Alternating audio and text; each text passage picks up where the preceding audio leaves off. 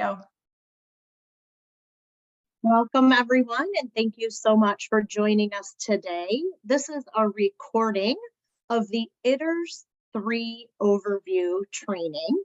And ITERS stands for Infant Toddler Environment Rating Scale. And this is a training for those of you who work with infants and toddlers. If you are a family child care provider or a preschool-based employee, feel free to stay and listen. But the information that we will be providing today is specifically on infant toddler classrooms in a setting, in a center-based setting. So if you are a family child care provider, you can switch over and watch our recording, and it's called the FCC ERS-3 overview. So FICR's overview would be more appropriate for the family child care setting. So we appreciate you listening in to our recording today, and know that this is just for informational purposes. This is not for training credit. And we just want you to know who is going to be with you today as you watch this recording. I am Kristen Howard. I am the assessment manager for Great Start to Quality, and I will let my colleagues introduce themselves.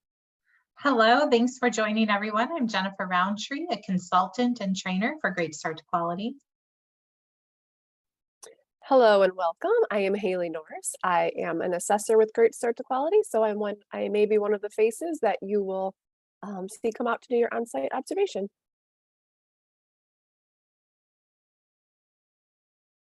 Okay, so let's dive into some learning objectives for our time together today. These are what we have carved out for our goals.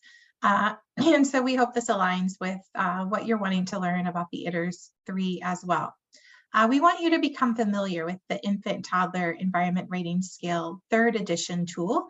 This will be a choice for on-site observation beginning February 1st, 2023. So familiar, not an expert, but the intent of this time together is to help you become comfortable with the tool, how it will be used during an on-site observation. And all of this aligns with recognizing those components of quality early learning environments, which we'll talk a little bit about why the quality piece is so important and how that will support your mission and work with the children and families within your setting as well. And so we will spend some time showing you how some of these updates will support the revisions coming soon to Great Start to Quality, February 1st, 2023. If you're watching this after February 1st of 2023, well, we've already revised. We have the newly reimagined Great Start to Quality. And so we will talk about how that looks in our updated system. And then, as always, we never want to leave you empty-handed. We know this is a journey. We know there's a lot of information coming your way, and that you're balancing this with all of your work and support for the children and families within your setting. So we want to give you some helpful resources to support you along the way. So we will share some resources. We will show you things on our website to support you, and we will provide ways to help you answer any remaining questions. And so look for all of that information to come. So let's start at the fundamental piece with this, why high quality is important. And if you look at these bullets on the right side of your slide right now, you're probably like, yeah, this is really important. I know this, right? You say, I advocate and live and breathe this. 90% of development happens between birth and 5 years of age. And if you're watching this recording, most likely you're working with infants and toddlers in a center. You're an administrator, an educator, an assistant teacher. Those are all pivotal, important pieces, right? That falls within that birth to 5 years. And so we know with Great Start to Quality's newly reimagined vision, mission, and values, we are really showing the importance of your work and the work that supports children and families. And so what does that give you? That gives 11,500 hours of potential learning, opportunities to spark excitement and learning, and knowing that children need those high quality settings. And so when we talk about the newly reimagined part of Great Start to Quality, we look at some key values. And so you see words such as equity, quality, empower, committed. These are essential pieces in reimagining Great Start to Quality. This is why the ITERS tool was chosen, to give you a choice. So when you have the opportunity for an on-site observation, you will get a choice. And so that should help you feel empowered. And when you feel empowered, that helps you with your work with children and families. And so putting this all together as we go through this tool today, as we talk about the items that will be observed, as we provide some resources and some insight in how the on-site observation process works, we really want this to feel as if it's an equitable process, that it supports quality within your childcare setting for children and families, that you feel empowered, that children and families feel empowered, and that you see the commitment that Great Start to Quality is making to support all of these pieces, knowing that birth to 5 years is so critical for supporting children in their learning and engagement. So let's talk a little bit about environment rating scale. As you see here, we shorten it to ITERS-3. That 3 is for the 3rd edition, in ITERS, which is the Infant Toddler Environment Rating Scale, 3rd edition. So when we first started this journey with thinking about revising Great Start to Quality, we focused solely on moving from PQA, Program Quality Assessment Tool, to Classroom Assessment Scoring System. I just threw a lot of words at you, but you probably definitely have heard PQA, and you probably might have attended a class training or listened online to one of our class recordings. So you know that class is going to be an option, but we felt like if we're really saying we're wanting to give educators a choice and to help them feel empowered, we need to give you more than one choice. And so environment rating scale was added as an option for on-site observation starting in February of 2023. And so there are 3 tools of the scale that we're going to use. And today we're going to focus on the infant toddler. As Kristen mentioned earlier, we have done our training for the Family Childcare Environment Rating Scale, or FICRS. You can find that on our website. We'll show you at the end of this recording. So if you're a family childcare provider and you happen to stumble across this and you're listening in because you're thinking, well, I work with infants and toddlers, know that the FICRS tool is the one that will be used for you if you are a family childcare provider. ECHRS, that will be coming. We haven't done that training yet, but that is for our preschool educators. So anyone working from children ages 3 to 5 years, they would get the ECHRS tool. And so today we're going to focus on the ITERS. So why were these tools chosen? Well, they are valid and reliable, research-based. They are similar, all 3 of the tools. The data is collected the same way and scored the same way, and Kristen's going to talk through that scoring process briefly with all of us. They are internationally normed, which means they're not only used within Michigan, well, soon to be in Michigan, but across the United States and the world. They provide options for providers to look at how you're balancing your interactions with your environment. And they have specific tools that will support not family childcare, but will support infant toddler educators. And you will find these resources on the Environment Rating Scale page on our Great Start to Quality website, which we will show you soon. So know that these are added as an option for all of you. They are valid, research-based. They collect insight from infant toddler educators to put them together. So they're reviewed annually, and there's a lot of data to support the benefits of using them to promote high quality early childhood settings. So ultimately, it's all about high quality. That's the focus of Great Start to Quality, but tying in being equitable, showing our commitment, and helping to empower not only children and families, but all of you as educators in this journey together. So the blue book, the light blue book you see here, this is the ITERS scale, infant toddler. This is the focus for today's training. And some of these things I mentioned earlier, but really the scale collects ways that educators can improve their care and educational experiences for infants and toddlers. It does focus on adult-child interactions, just like the classroom assessment scoring system does. But the ITERS takes a little slightly different take on that. It's not just on the interactions, but it's on the environment and how those are used to support the children in the setting. And we'll break that apart today because we're going to spend some time diving in to the scale to tell you more about that. And this is drawn from health, development, and education fields.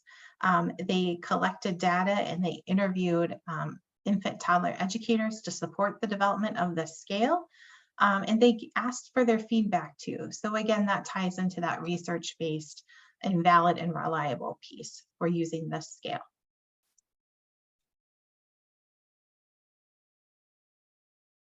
Great. Alrighty, so you've heard us talk about on-site observation, and while that will be a heavy focus of our time together today, we did want to touch base on this indicator that you're going to see here on your slide, because in the self-reflection portion of the new reimagined Great Start to Quality process, it's called the self-reflection. There are indicators. And one of the indicators is going to be completing a self-assessment using the ERS scales. So if you're an infant toddler educator, you will be using the ITERS-3 to be able to self-assess your program for this indicator. So we did put that indicator up there on the screen, CIL 11. The program has completed the Environment Rating Scale ERS-3, or the SEL-PQA. That's for out of school time school agers, for every age group or classroom. So you will do this in the self-reflection portion of the process. So we did want to touch on that because it's not just about on-site observation. You will see ERS scales within the self-reflection as an indicator.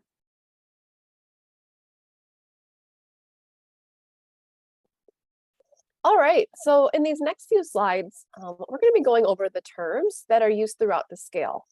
If you have an ITERS book in front of you, the explanation of terms can be found on pages 11 through 14. If you don't have the book, that's okay. That's why we're here, to provide you with the information that we feel you should know.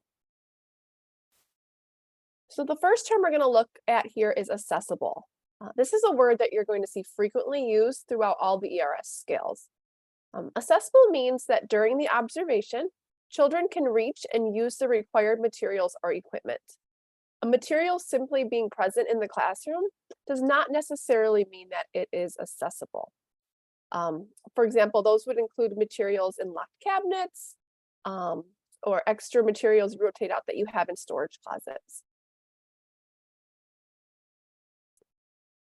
Next here, we're going to take a look at the ages in an infant toddler classroom. So young infants are those children who cannot sit unsupported. Young infants are not required to have constant access to toys and materials due to their limited skills. However, some access to appropriate materials with staff assistance should be observed, even if those infants do not have access to every material. For older infants who can sit unsupported, access to more materials is required, so staff should either bring materials to the children or move the children to within reach of the materials. And then mobile children should be able to move freely in the space and have the ability to reach and access materials of their choice throughout the observation. One thing to note is, if mobile children who are awake and ready to play spend more than an hour of the observation in an outdoor space, the materials should be accessible both outdoors and indoors. Restrictive furnishings. So we're all aware that young children need more individualized treatment and may require more holding and cuddling, more soothing from staff, and placements in seats such as high chairs, cribs, or swings to help and calm and soothe them. While they may need to use these furnishings, even though the children may seem content, they should not be placed in these restrictive items for long periods of time. They should be taken out and held and soothed by staff as necessary, given access to a variety of materials throughout the day.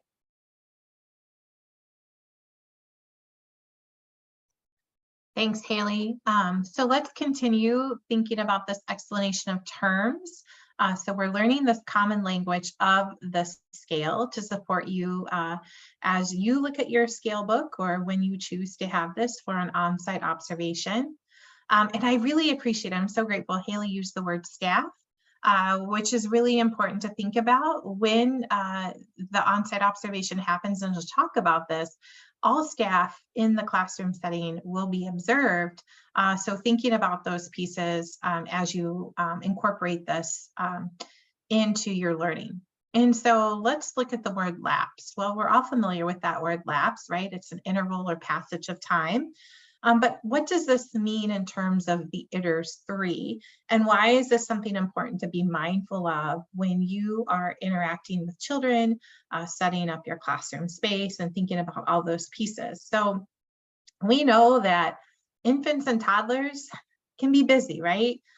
Sometimes you're feeling a little overwhelmed. You've got a lot going on. Your team, you're trying to get your teaching team, you're trying to get everyone ready to go outside or get children get their teeth brushed or hands washed. But it's important to be mindful of what the child is doing if they have to wait for a long period of time during a transition or preparing for something. Just think about our winters here in Michigan, right? Trying to get all those kiddos dressed and ready to go outside. And then, especially if you're a toddler teacher, you're probably smiling and thinking, yep, we know what happens when we're trying to get our kids into their snow pants, and we've got a few that are just rolling around, and because they've been sitting there waiting for a long time, right? That would be considered a lapse. So thinking about activities or ways to keep children engaged, that they're not having to sit passively by while you're supporting other children. We recognize that sometimes children do need to wait for things, right? But it's the long period, that lapse, where then you start to see maybe some challenging behaviors occur or children feeling disconnected. They start to wander off. You might see some outbursts, especially you might see this at mealtime if you're getting ready to serve snack and children have to sit at the table or in high chairs for a long time while you're preparing items. So thinking about, first off, how you can be prepared before this happens. So you're planning for those transitions or those meal times to make sure you have materials or their food prepared, whatever way that you can quickly have things helpful and convenient to support you, that then you can support those children within your classroom. To also thinking about if you're having to work directly with children and you've got several children you're trying to help, maybe you have a basket of books nearby they can watch, maybe you have a song that you play that they can sing, something that they can touch and manipulate, something to keep them engaged. So you're avoiding that long lapse of time. That's something important to be thinking about. So reflect on that. Take a look within your classroom setting. Look at those transition times. Look at those meal preparations or preparing to get children outdoors.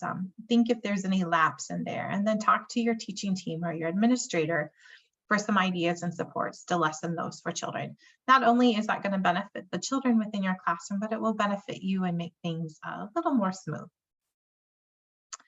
Weather permitting, we definitely have to talk about weather here in Michigan. And so what does ITERS-3 say about weather permitting? Well, it's saying there is no public health warning due to temperatures that are too high or too low, such as active precipitation, such as rain or snow. And I really want to draw the emphasis on that word active. That's why I really paused and stretched that out a little bit. It's not just a little bit of rain or some sprinkles or some snow flurries, it's active, like a heavy downpour, whiteout conditions, high winds, any public health warning due thinking about temperatures. So being mindful of the weather and knowing the benefits of getting children outdoors. Even infants and toddlers need time outside. It's good for their cognitive development. It's good for that engagement, those interactions. It's good to release stress. It's also beneficial for us as adults, right? Everybody needs to spend time outdoors. So if it might be raining in the morning when you normally take your children outdoors, think about a modification. Perhaps maybe you can get some time outdoors before you have lunch with children. Maybe it's after they wake up, you can get them. So thinking about, well, this is plan B. If we can't get out during our normal time, how might we modify our schedule, knowing the benefits of getting children outdoors, knowing that they need that experience and that time, and what can we do within our schedule to allow children to go outdoors safely. So just being thoughtful about that as well. As you can see, there's some real intentionality here with thinking about these terms in the ITERS scale. So lapse and weather permitting. And now we're going to look at this word engaged. So what do we mean when we're talking about engaged?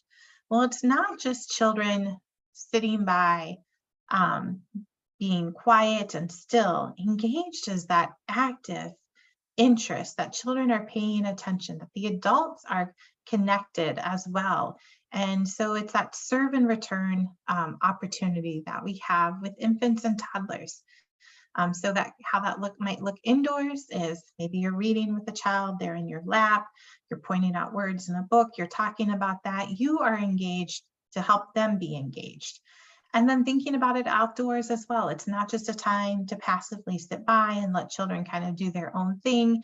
You are part of that learning process too. So, and then in that response, children will be engaged and they will start to learn and have fun and see the excitement in you. So really thinking about how engaged looks. It's not just sitting still, having a good attention, children that are quiet.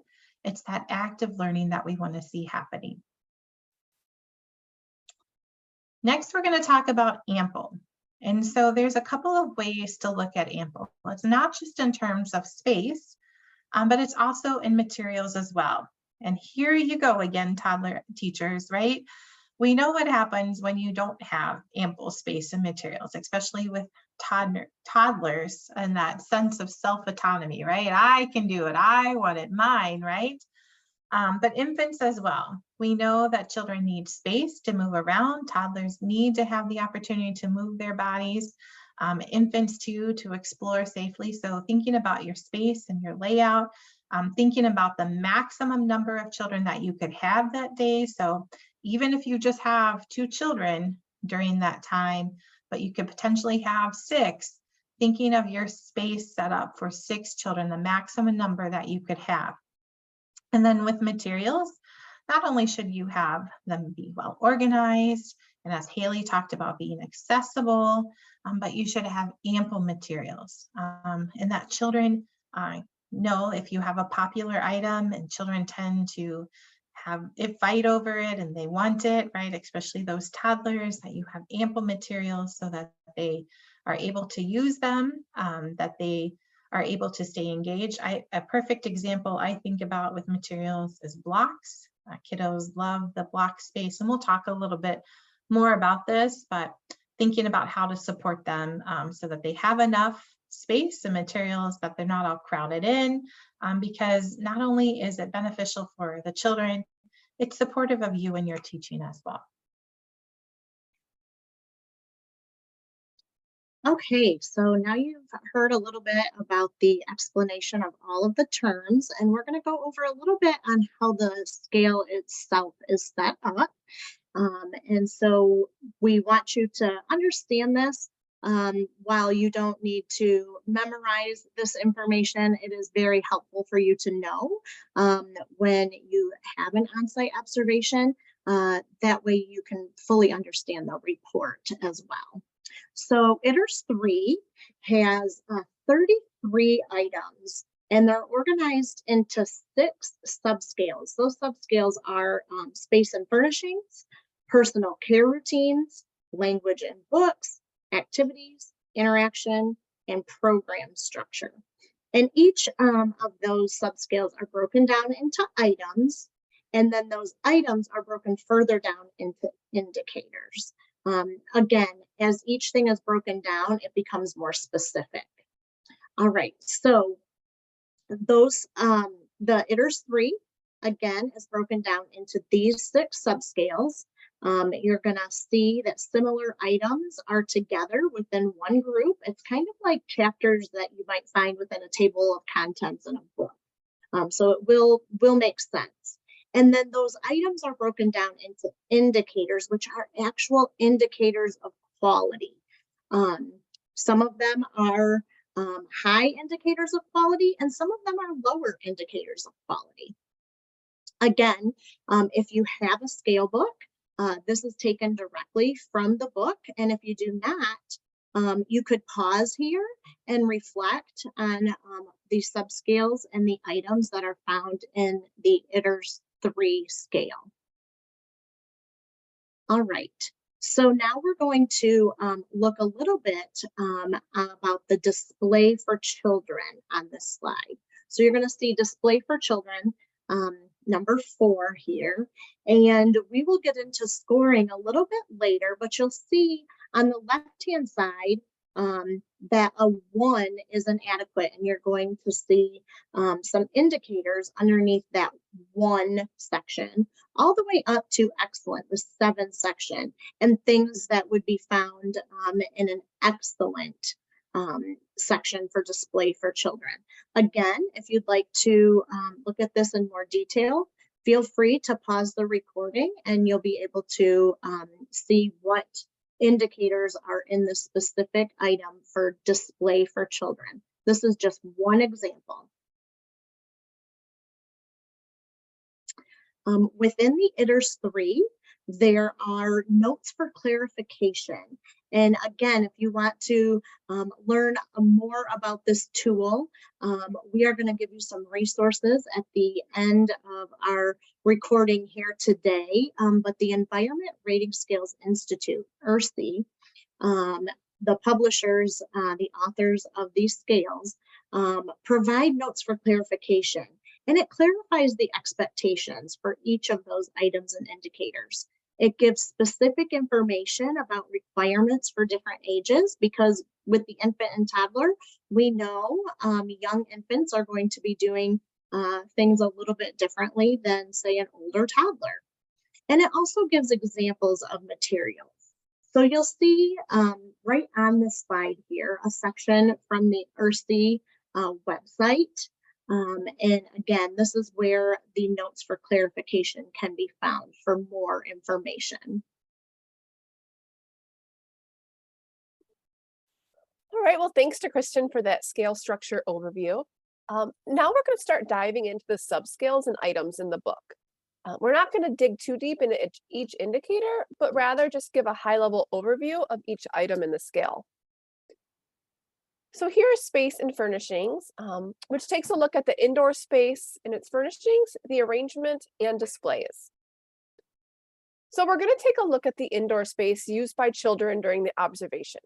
The amount of space that the children have to use for their play is important because we know it influences the number and types of activities that children can effectively engage in at the same time. As Jen previously noted, assessors will be scoring the space based on the maximum number of children allowed to use the room at one time and on the adequacy of the space and furnishings for that number of children.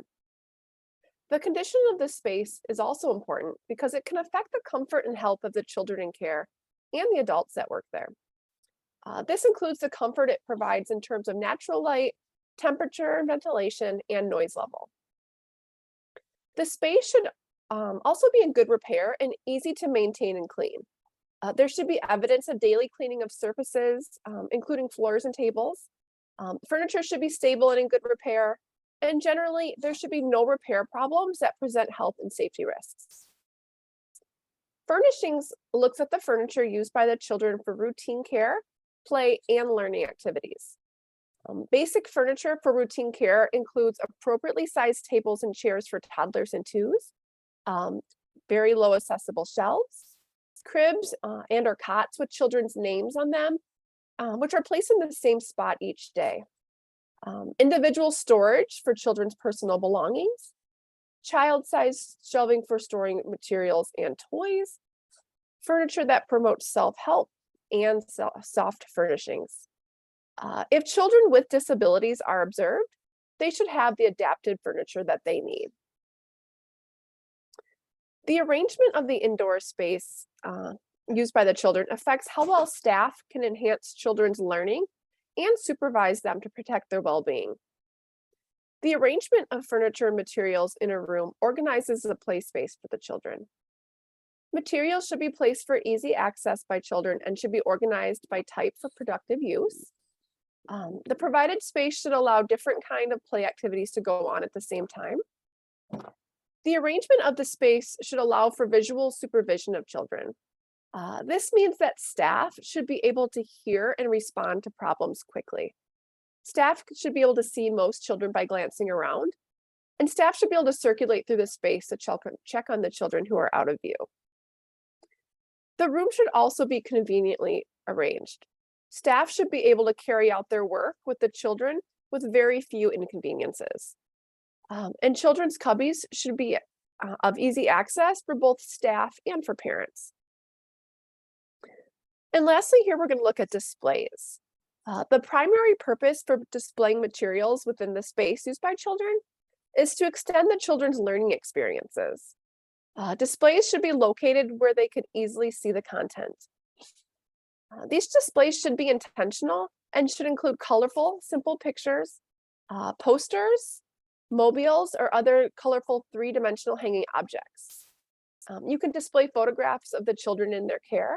You can display their families and pets or other familiar faces. And whatever is displayed should really be at children's eye level. And make sure you're talking to the children about the displayed materials. Point out colors, shapes, or numbers. Talk about a child's family as they look at the photographs.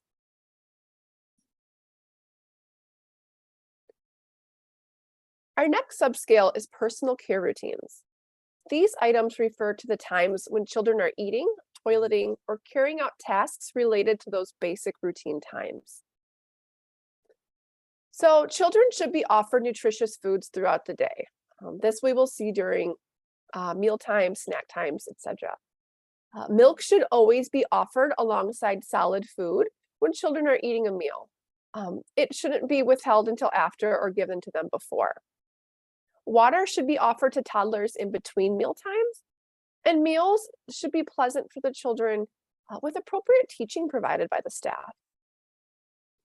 There's 3 important health practices that are required in this item. These include that eating surfaces are washed and sanitized, hand hygiene is occurring before and after eating, and making sure that foods served are uncontaminated. So diapering and toileting looks at the basic sanitary procedures, as well as diaper and toileting schedule and proper supervision. Proper sanitizing requirements include proper hygiene after diapering and toileting for both the children and staff. It includes keeping the diapering area clean and disinfected, and making sure that the diapering toileting sinks are separate from the sinks used for other purposes. If you happen to only have one sink in the classroom, which is used for multiple purposes throughout the day, just making sure that it's sanitized, say after diapering and toileting use, before it's being used for meal preps. And it's also important to make sure that diapering and toileting is individualized according to the children's needs. We all use the bathroom at different times of the day, so children should really be checked periodically for diaper changed, and not necessarily all changed on the same schedule. Health practices here looks at the general health and nap-related issues. Much effort should be made to decrease the spread of germs. So space and furnishings should be clean. Mouth toys should be removed before being placed back into play.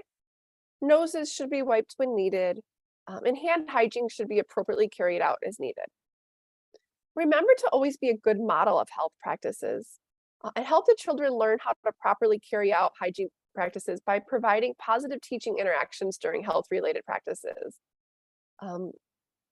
Count to 20 when washing hands or sing a song related to hand washing when you're helping teach those older infants and toddlers how to properly hand wash. Lastly is safety practices. So the intent of this item is to lower the risk of injury of children by minimizing hazards and providing adequate supervision for the age and ability of children in the group. During the observation, both indoor and outdoor safety hazards will be considered. So there's three types of hazards that are looked for in the ERS tools. An extreme safety hazard is one which poses an immediate threat to the life and safety of the children. A major safety hazard, this is one where the risk of serious injury is very high. And a minor hazard is either one where the consequences would not be great or an accident is not likely. So obviously the spaces used by the children should really be set up to avoid safety problems.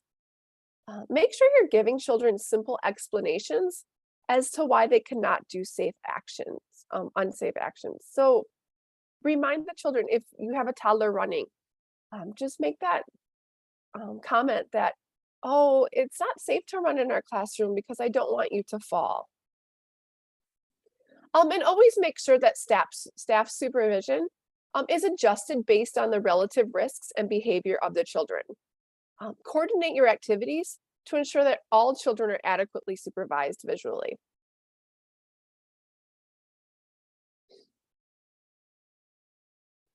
All right, language and books is our next subscale. There's a lot to this one, so just bear with me here. So we know talking with children builds language and communication skills. You can talk with children anytime, anywhere, and about anything. There should be frequent informal talking with children throughout the observation during both play and routines. Personalize the talk with children with one-on-one conversations. Use the child's name, make eye contact, talk about what you're doing with the children or what they may be doing or are interested in. And talk in a playful way. Babble with the babies. You could teach finger plays to toddlers. Use rhymes or chants or songs. Encouraging vocabulary development. So we know that it's important to encourage vocabulary development in young children so that they can develop their own language and literacy skills. Staff should use a wide range of words appropriate to the ages and abilities of the children in their care.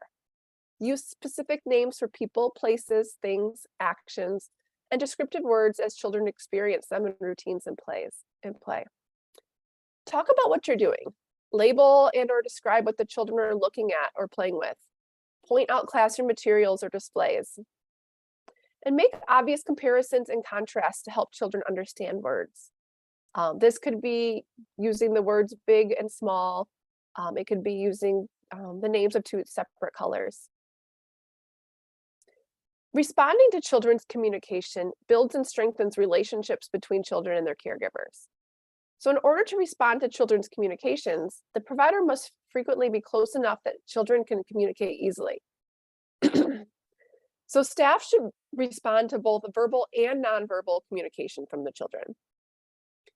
Response to children's communication should always be positive. Show interest in the children's communication and respond to them. Say words that the children may be trying to communicate. And if you have verbal children, add more words or ideas to expand on what the children are trying to say. Encourage children to communicate. So conversations and questions should be used with children of all ages, even young infants. We know that verbal and nonverbal turn taking will occur. And most conversations and questions initiated by infants will be nonverbal. This could include the widening of babies' eyes or waving of their arms or legs. Staff should initiate conversations with children during both routines and play. And questions should be meaningful and personal to the children and give those children time to respond. We know that the nonverbal children won't be responding to you by talking, but it may just be a smile or a coo. Staff use some books with children. So we know that using books with children helps to develop a close and enjoyable relationship with books. In order to develop an interest in books, books should be interesting to the children, and staff and children should be actively engaged in the use of books. So staff should use books formally and informally, and book times should be pleasant. Read aloud with the children, encourage them to help you turn the pages, follow the printed words with your finger as you read the book, show interest and enjoyment in books, laugh or smile at appropriate times in a story, show enthusiasm when talking about pictures, use different voices for different characters. Just always make sure that those book times are attractive to the children. And if they aren't interested, it's okay. They can leave. And then lastly, encouraging children's use of books. So books should be accessible throughout the day and should be age appropriate for the children in care. A variety of books should be accessible to all children. They should be within easy reach and use and not crowded on a shelf or in a big pile. It should be easy for the children to see the title page. For non-mobile infants, place books on the floor within the children's reach. Always give positive attention to those children that choose to use books independently. Provide positive interactions when children use books on their own. And make sure you're rotating your books to relate to current season themes or just interests of the children.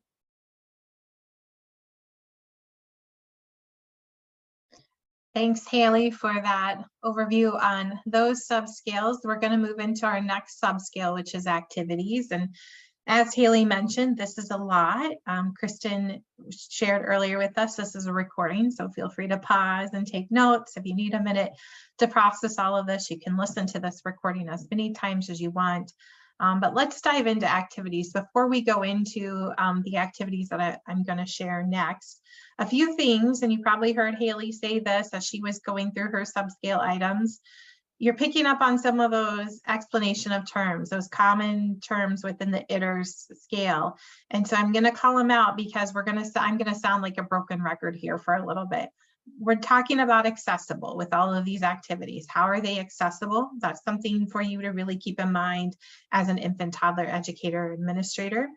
We're talking about how you talk to and with children during these activities, so you're not passively sitting by, but you're talking, you're engaging. That word engagement comes into play here, that serve and return, right?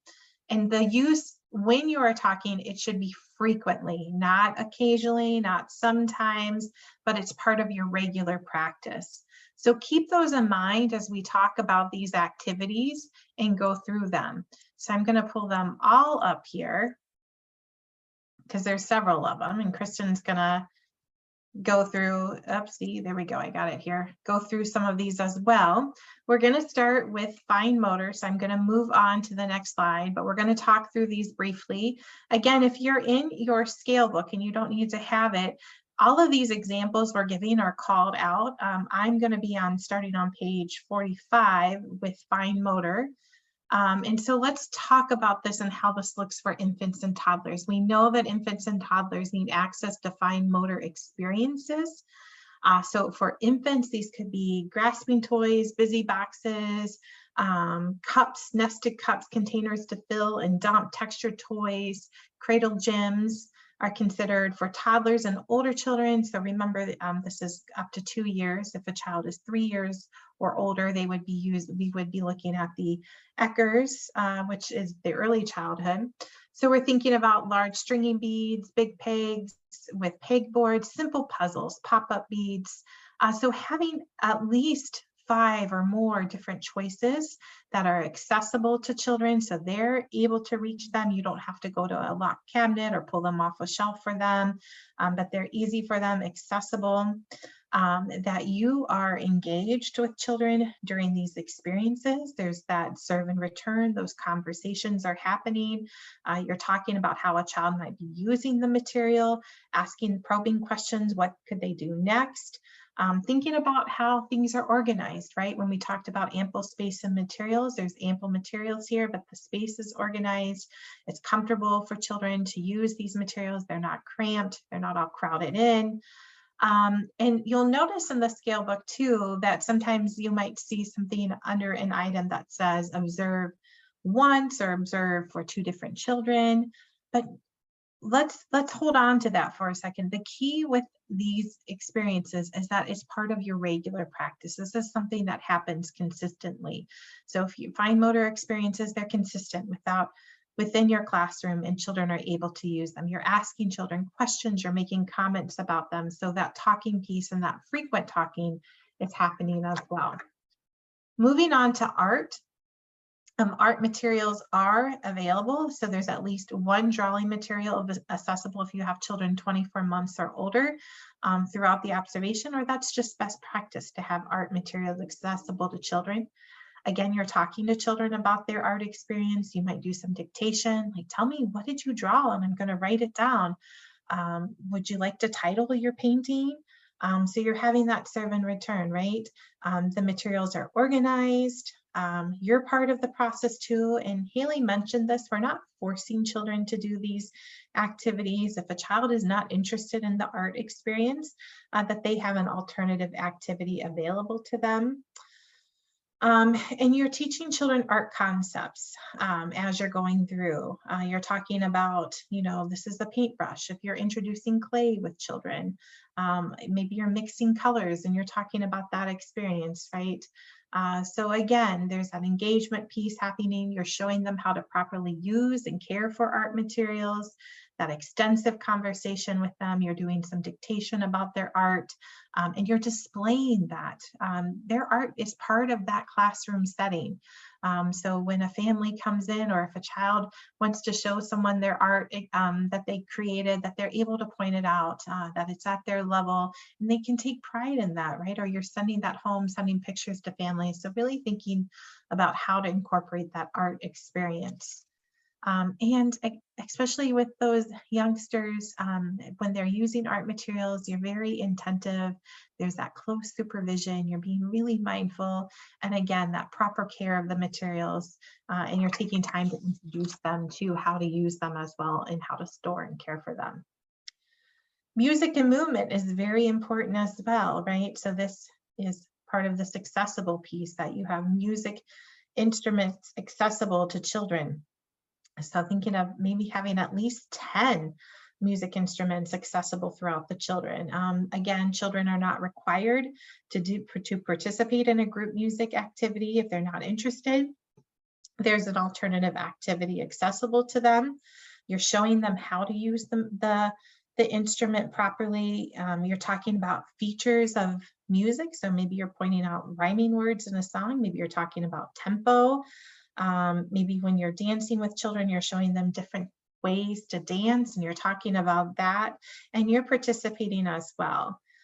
There's some time for just free song, right? Maybe you just sing a song with children while they're washing hands, or as you're getting ready to go outside, or you're on a nature walk, you're singing with children.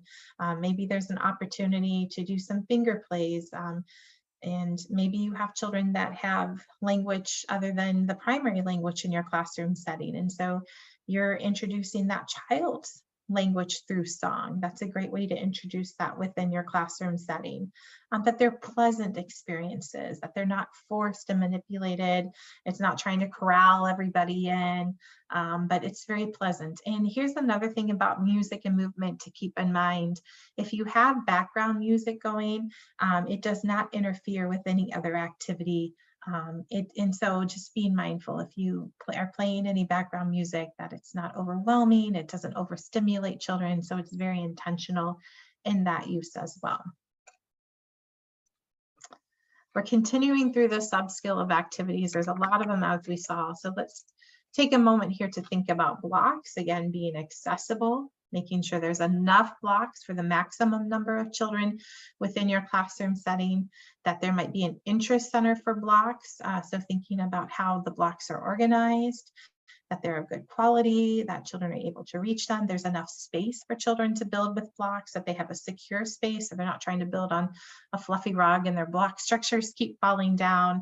But maybe there's a hard floor or a table that they can use the blocks on, that there possibly could be some accessories that they can add to their block structures while they're building, especially for those toddlers and 2-year-olds that you might have. And again, that you're having conversation with children about how they're using the blocks, what ideas they might have for the blocks, that you're modeling how to create some structures, especially for those young toddlers or older infants, that this might be their first time exploring with blocks. You're thinking about those pieces. Dramatic play is another activity we're going to look at through here and see how this looks with the ITERS scale. So you have many and varied appropriate dramatic play materials that are accessible. And so what does that mean, right? That they are plentiful, that they're easily observed, and that they represent all different types. So you're thinking about with infants, perhaps you have some soft dolls, soft animals, pots and pans, toy telephones, small people, toy foods, toy animal figurines, vehicles, hats, maybe some purses within your setting for those older infants, toddlers and 2-year-olds, some simple dress-up clothes, child-sized house furniture, cooking and eating equipment, so pots and pans, dishes, some accessories, dolls, doll furnishings, soft animals, play buildings with accessories, toy telephones. There's a whole list of dramatic play dramatic play materials that you might be able to have. So thinking about that many and varied. And then dress ups, if you have toddlers that you have dress ups within that setting, so hats and purses, that they're not all the same, that you're thinking of not gender exclusive dress ups. So you're thinking not just having, you know, all princess things, but you're thinking of maybe a construction hat or a police officer's vest. Ways to really also with dramatic play items support the diversity within the children in your setting.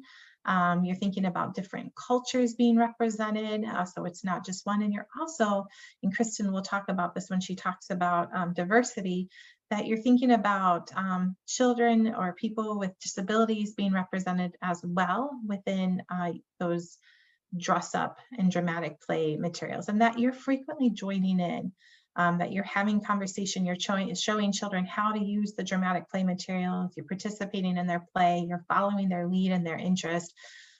If you see that children are really interested in something specific within the dramatic play, maybe you put in some play sushi or something in their chopsticks and they're having like a fun time with that, maybe thinking about how to incorporate more to support them with that interest as well. And for those of you that teach toddlers, that you're thinking about how dramatic play can be used outdoors. So maybe it's a basket you have by the door and you take out with you with some dramatic play materials in it, so they can have that experience outdoors as well, is very important. All right, nature and science. How might this look with the ITERS scale for those of you working with infants and toddlers? Again, it's accessible, and we're not just talking about outdoor accessibility to nature and science, but how that might look indoors. Children need to have opportunity to see nature indoors as well. And that if you are an infant teacher, you're thinking about the importance of getting your infants outdoors. So how do you take the infants outdoors?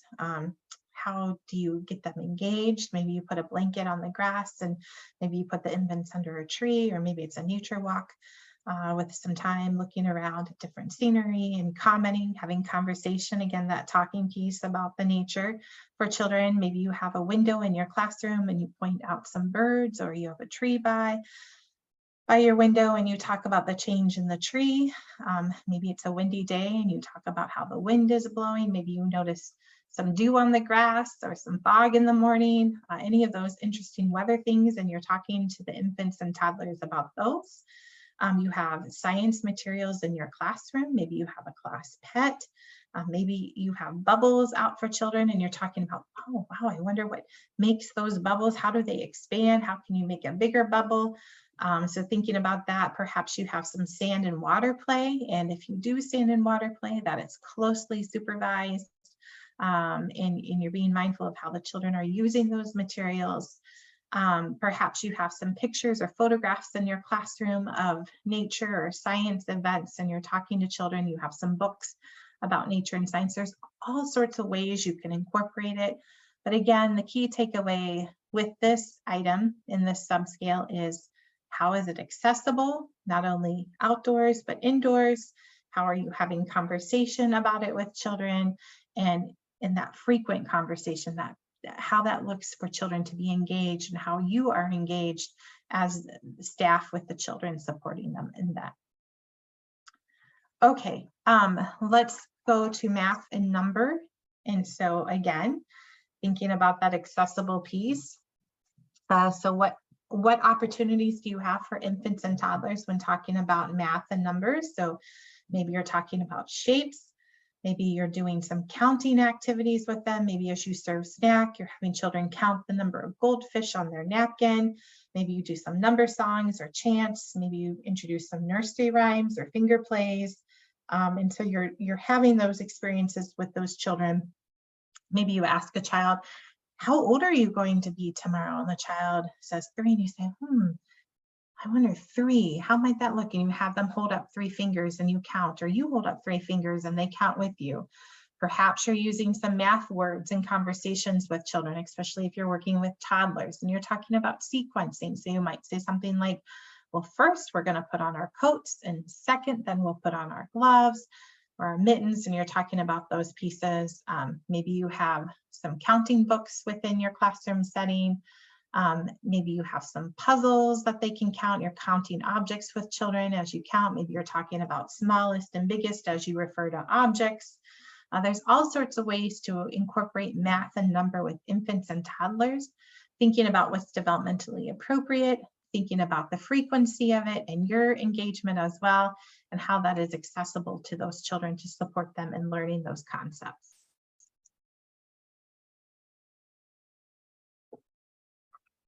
All right, now we're going to talk about appropriate use of technology. So this is one item that can be scored in NA. We don't have to score this one at all if there is no technology used at all. Now, when we talk about technology, we're talking about all audiovisual devices. So things you might not think about right off the top of your head would be like a tablet to play music. If you are showing a little video with the music, that would count, and we would score appropriate use of technology. However, in an instance, maybe you're using a tablet to play music, but you're putting it face down and the children cannot see anything with it. You're simply using that just to play a song, then that would not be counted. But if there is any sort of screen that the children can see, whether it's intentional or not intentional, then we would score appropriate use of technology. But we can just score this NA if there is no technology being used. So a couple of things that we want to talk about. Technology in terms of audiovisual devices should not be used with children under 2. So these devices should not be used at all. And that is one area that would be scored down if these types of materials are used with children under the age of 2. And then we need to talk about appropriateness. If any sort of technology is being used, we obviously want to make sure that it's age appropriate. It should not include any violence at all or any antisocial behavior.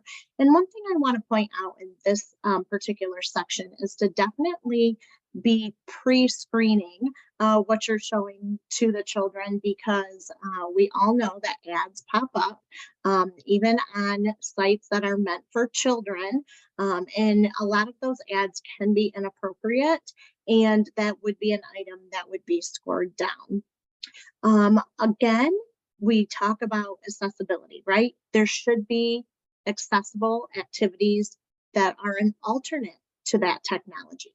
So 3, in fact, alternate activities should be accessible to the children if they don't want to participate with the screen time or that use of technology time.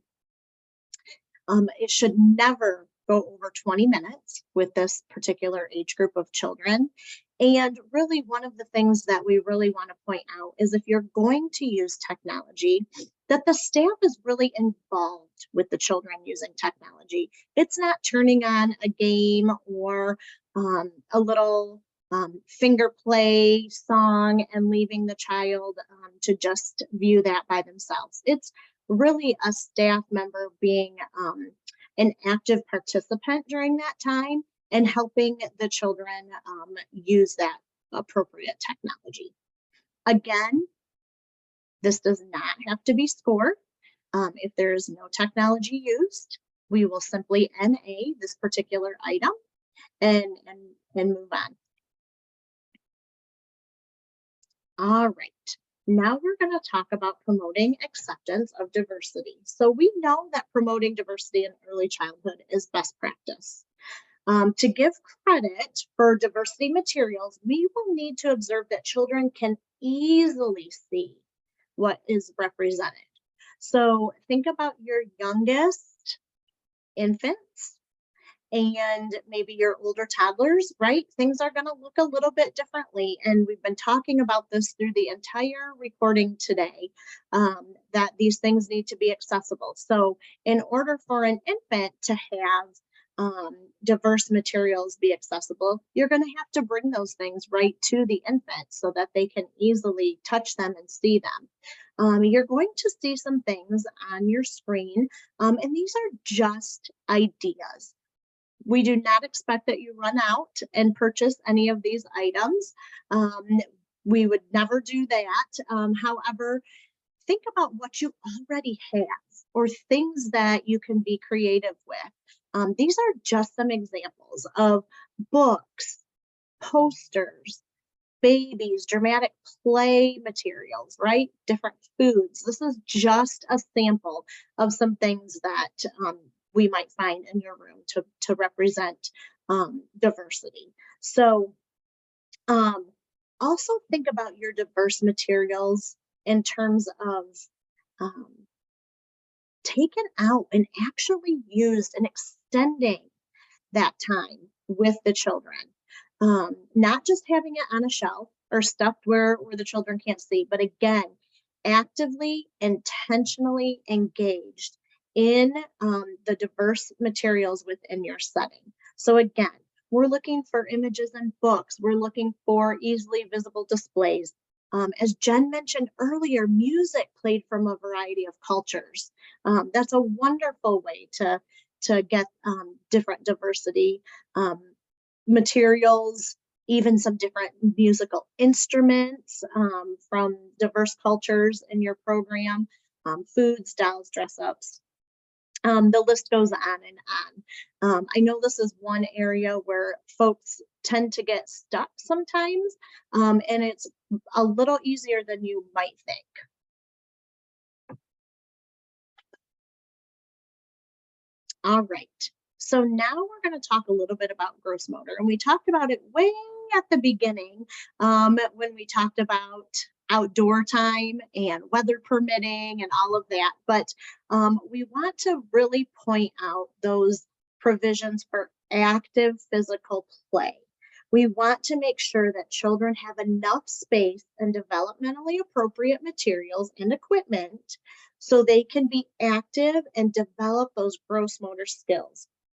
Again, you're going to see some samples here, and Haley's going to go into a little bit more about gross motor and the supervision of gross motor, but this really just talks about that opportunity for the children to have from the very youngest of infants through the oldest of toddlers, making sure that they have space and materials that they can freely move their muscles and really explore using their whole entire body. So I am going to pass it off to Haley, and she's going to talk about interactions, and part of that is during gross motor play.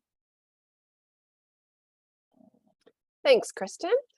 So Jen touched base, and so did Kristen actually, on interactions as they relate to the specific activities and materials. Here we're going to look at the interactions as it relates to supervision, those peer-to-peer interactions, as well as staff and child interactions, physical warmth and touch, and guiding children's behavior. So supervision of gross motor play is considered both in the classroom and the outdoor space. Children should be allowed to move freely both indoors and outdoors. Help children develop new skills and use more challenging equipment. This can be providing support for a baby wanting to pull up to stand, holding a child's hand to help with walking. It can be helping your twos learn how to ride a tricycle outside. Always make sure that staff supervises children carefully to protect their safety and to avoid injury. If children are using climbing equipment within the classroom, Sit close by in case there is a tumble or a fall. Same goes for outside. And always encourage children's gross motor play. This can be as simple as playing music for mobile children to move and dance to, or placing those non-mobile babies on their tummies and placing a toy just outside their reach. Supervision of play and learning, non-gross motor. So supervision should be adjusted appropriately for the different abilities of the children.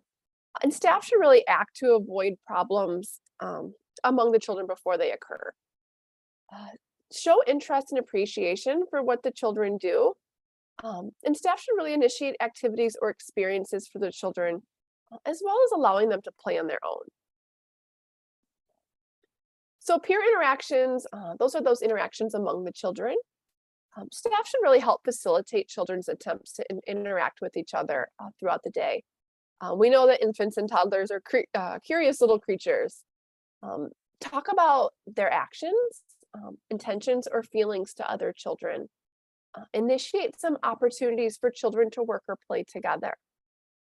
Encourage if you have a multi-age infant toddler classroom, encourage one of your older toddlers to sit and read a book with one of the non-mobile babies. And always make sure to talk about those positive social interactions among children or between your staff and children. Make comment if you notice a toddler waving to another child as they arrive in the morning. Staff-child interactions. This includes both verbal and nonverbal communications between the staff and children. Positive individual interactions should occur with all children in the group throughout the observation. Staff should be understanding, soothing, and supportive with children, and should be sensitive to children's nonverbal cues. Show playfulness and appropriate humor with the children. And always remember to remain patient, calm, and cheerful, and to keep a relaxed and pleasant atmosphere.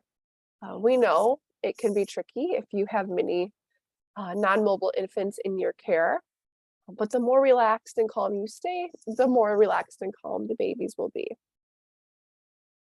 Provide physical warmth and touch. Hug, hold, rock, pat, and give children access to snuggle you. Make sure you're varying your physical touch to match the moods, personalities, or preferences of the children. Hug those children that you know are receptive. Be gentle with a child who may be upset. Always encourage those gentle touches among the children, especially when or if children are being rough. We know that those toddlers can get pretty handsy. Make yourself physically accessible to the children and be receptive of their attempts to initiate physical contact. Sit on the floor with the children, let them crawl into your lap. I've been in many infant toddler classrooms where teachers have kind of let the children use them as a jungle gym. It's a great way to encourage gross motor. And then guide children's behaviors. Staff should positively guide the children. Give children attention when they're behaving well. Help the children become aware of how their actions affect others. Always make sure that your expectations for the children are age appropriate. The children should be watched closely and redirected promptly. And always explain in simple terms the reasons why you cannot permit specific behaviors. For example, let the children know that hitting hurts. And always help the children use communication to solve their problems and follow up as needed. If there's a problem between two children, verbally discuss that problem with them. We know that they probably won't have the words to use to problem solve, but that's why you're there, to kind of guide them through the process. Our next slide here, we're going to look at program structure. So a schedule is the sequence of events experienced by the children during the observation, and a transition is the time spent between different activities. The daily schedule should meet the needs of the children, and the staff should adjust the schedule to meet those varying needs. Staff should always be prepared for the next activity. The children should not have to wait for providers to get materials out. They shouldn't have to sit in high chairs and wait for lunch to be prepared. Things should be ready on time. And then transition should be smooth with little waiting times. If children do have to wait for more than 3 minutes, alternate materials and activities should be accessible. This is kind of where that term lapse comes in that Jennifer spoke about in the beginning of the recording. Free play occurs when children are permitted to select materials and companions as much as possible and to play independently if needed. Free play can occur indoors and outdoors. And staff involvement is primarily a response to a child's specific need. And although staff can initiate activities for children to use, it should really be based on the children's interests.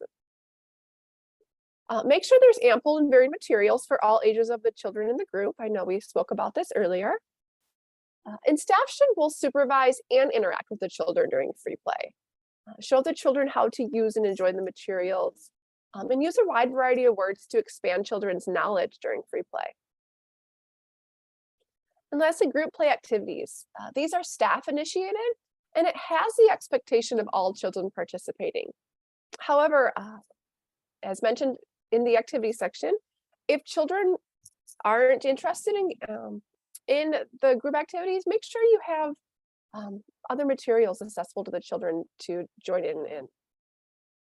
Activities done in group time should be age appropriate, engaging, and popular for all children involved. And be flexible and adjust the activity as children join or leave the group. You could have a really great dance or music activity planned, but you may notice that the children, they're not engaged. It's okay. You can end the activity. You don't need to force the children to sit there and participate. And as I just mentioned, always make sure that other activities are accessible for those children who aren't participating or engaged during that group time.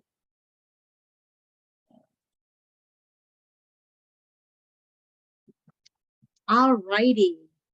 So that was a lot to digest. And again, we just can't reiterate this enough. If you want to pause and take some notes, if you want to rewind the recording a little bit and listen to a section again or rewatch the whole thing, that is the beauty of a recording. You can go ahead and do that. We are going to move forward now with the scoring of the ITERS-3. And this is going to be kind of on a high level. We're not going to get into the weeds too much, but just some basic principles.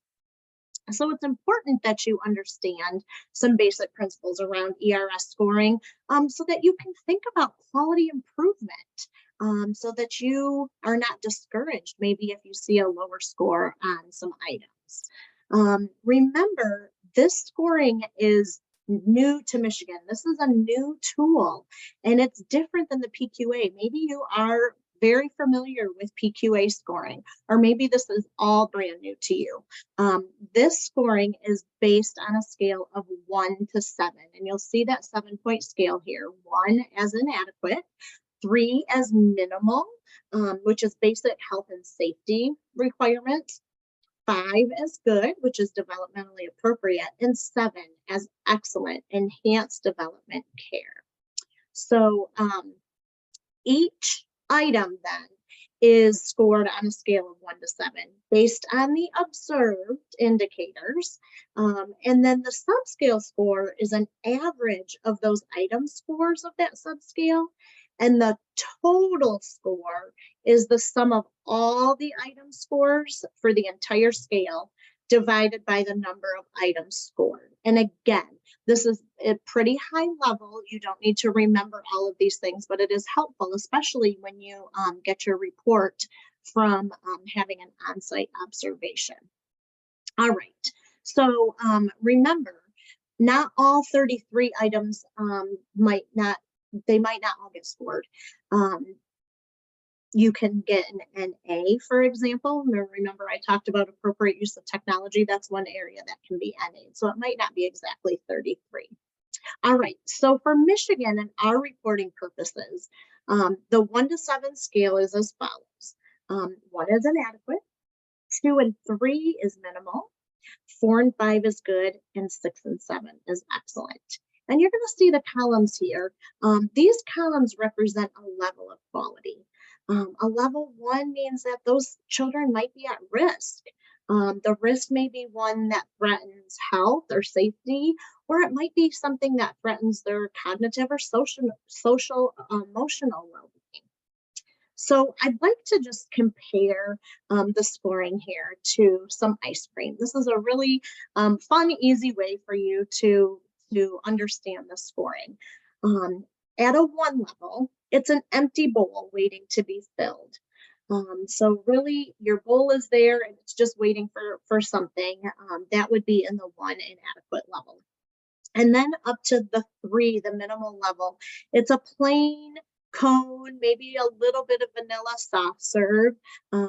There's just a little bit there. It tastes good, but it's pretty minimal. And then at a 5, it's a delicious triple scoop on a sugar cone or a waffle cone. It's delicious. It's wonderful, but it's not quite up to that sundae level. And at the 7 level, the excellent level would be that banana split, lots of flavors and sauces and whipped cream and a cherry on top. So really thinking about all of those levels of ice cream is a good way to think about how you're building upon the quality here for the ERS tools. And so really think of that level 7 like climbing Mount Everest.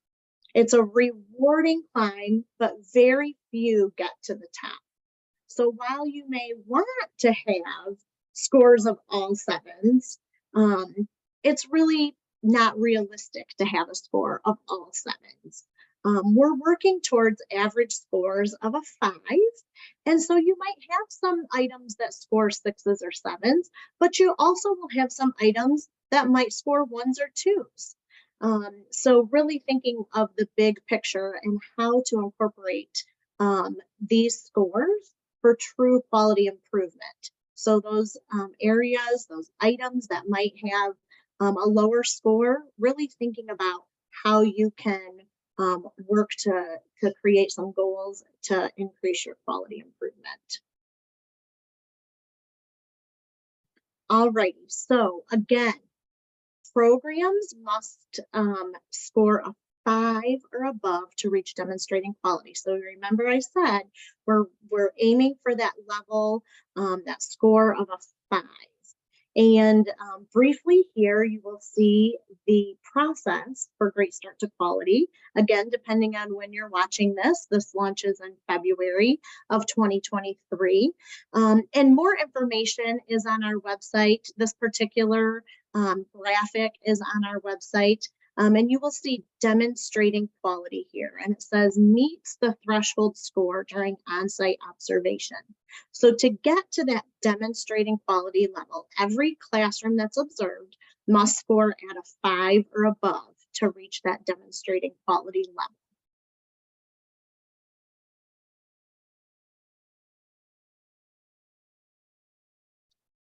Great.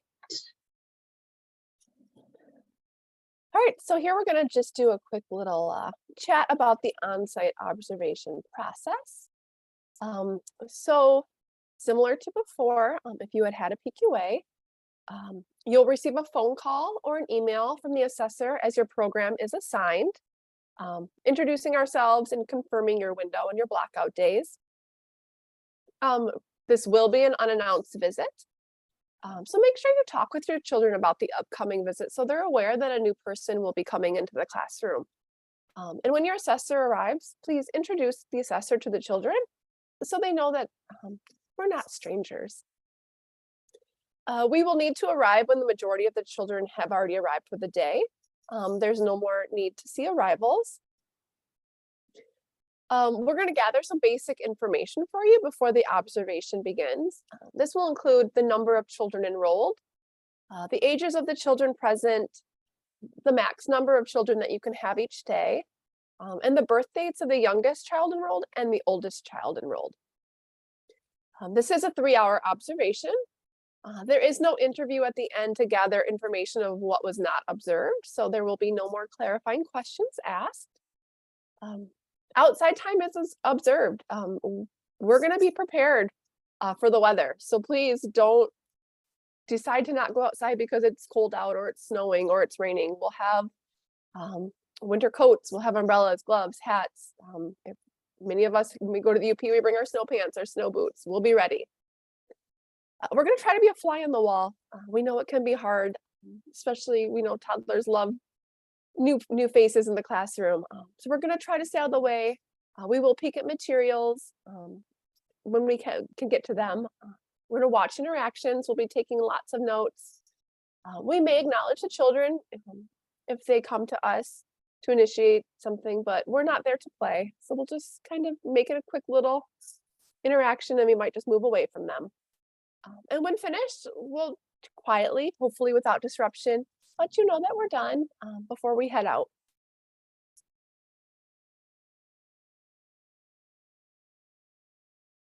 Okay, so you've heard a lot of wonderful information today about the ITERS-3 tool. And again, can't stress enough, you do not have to have the scale book. However, it is very useful as you go on this journey. If the ITERS is the tool for you, it would be helpful to either purchase the book or borrow that from your local Great Start to Quality Resource Center. They're a great resource for you, and those lending libraries do have some of the scale books that you can borrow. So that is one definite huge resource for you. As you're navigating, you found our recording today. So you've been on our website and you've been able to find this recording, but know that we do have an ERS webpage with plentiful information, lots of links of where you can get more information, including the scale, including a link to the ITERS website, as I had mentioned previous in this recording about the Institute. There's a link right there. And just know that we are constantly adding things to our website. The website has a new look. It is Great Start to Quality. Just spend some time really navigating through the Great Start to Quality website. But in particular, this ERS webpage will give you a lot of information specifically to not only ITERS-3, but all of the ERS scales. Again, today we thank you for watching this recording. If you are able to find this recording, we invite you to really share it with your networks. The more folks find out about where to find the information, the better. So if you are involved in maybe a professional organization or some local organization that you can maybe share the information on this recording and the ERS webpage, that would really help us a lot. Again, can't stress enough that your local Great Start to Quality Resource Center will help you navigate through this entire process. And with that, I will turn it over to Haley. Yes, we thank you all for attending this recording. Hopefully it was not too overwhelming for you. Best part is you can pause, you can go back at any time. Like Kristen said, please reach out with any further questions you may have. The assessment email inbox is always open. That is assessment@ecicforkids.org. And thanks again.